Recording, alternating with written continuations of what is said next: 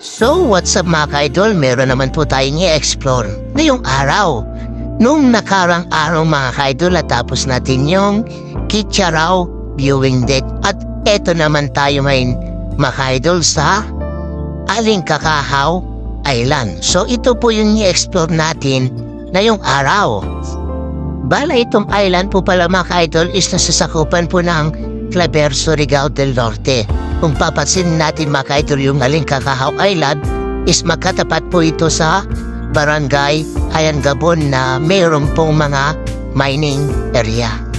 So ano pag inaantay natin mga ka-idol? Tara na!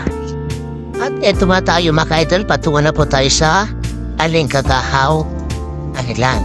Kung mapapansin natin mga ka-idol, meron pong ginagawang mga barko dito at doon naman po mga ka-idol merong nakatambay na malapit po sa island. O tignan niyo naman mga ka-idol, oh.